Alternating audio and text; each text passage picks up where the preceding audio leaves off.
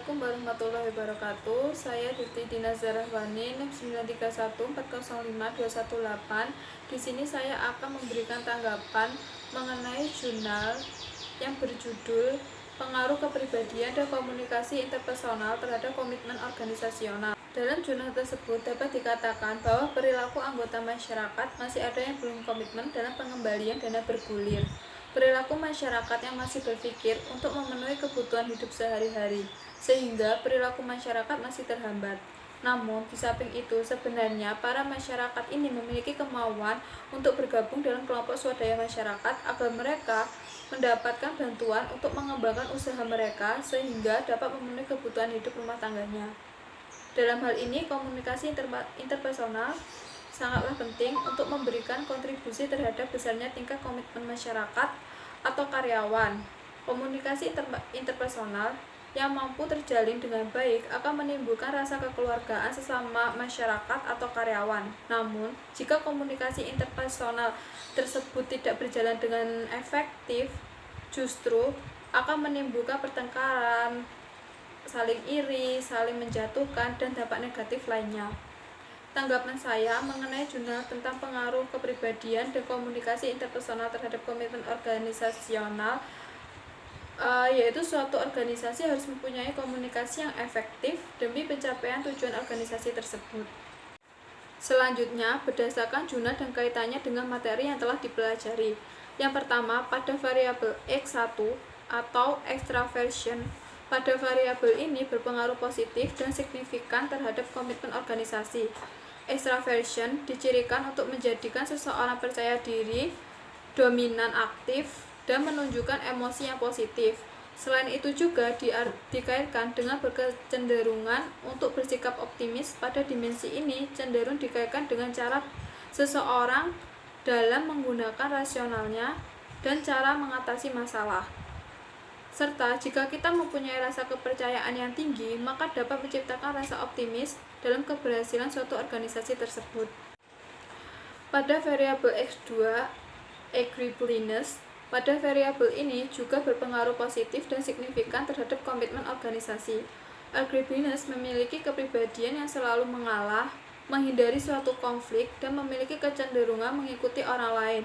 Seorang yang memiliki agreeableness yang tinggi digambarkan sebagai seseorang yang memiliki value serta suka membantu, forgiving, dan penyayang, sehingga berpengaruh terhadap kerukunan dalam suatu organisasi tersebut dan menimbulkan banyaknya konflik yang muncul dalam organisasi tersebut.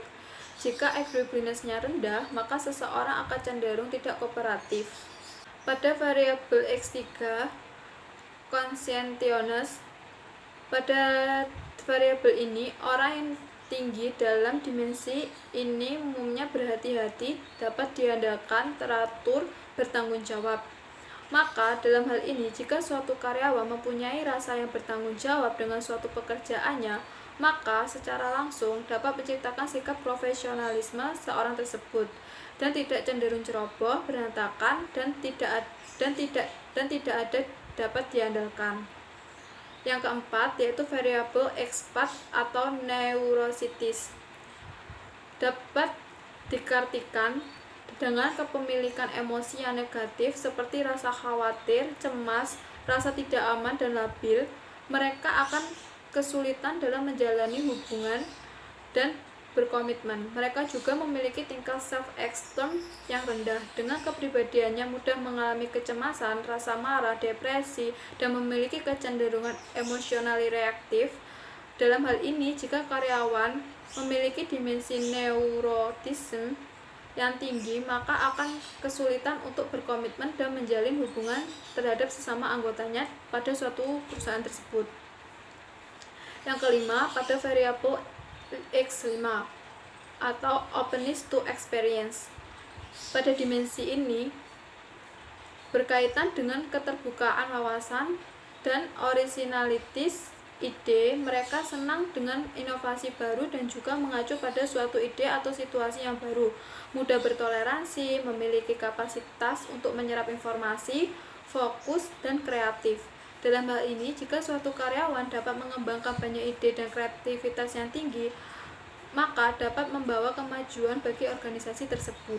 Yang terakhir yaitu pada variabel X6 atau interpersonal communication. Interpersonal communication adalah penggunaan bahasa atau pikiran yang terjadi di dalam diri komunikasi sendiri antara diri sendiri dengan suatu objek. Untuk memahami apa yang terjadi ketika orang saling berkomunikasi, maka seseorang perlu untuk mengenal diri sendiri dan orang lain.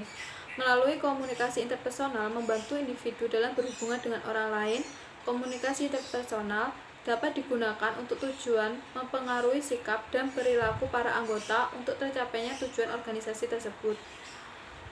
Maka dari sini dapat diambil kesimpulan bahwa variabel-variabel kepribadian sangat berpengaruh terhadap komitmen dalam suatu organisasi tersebut, sehingga terciptanya hubungan yang baik sesama para anggota dan suatu komitmen dalam suatu organisasi tersebut.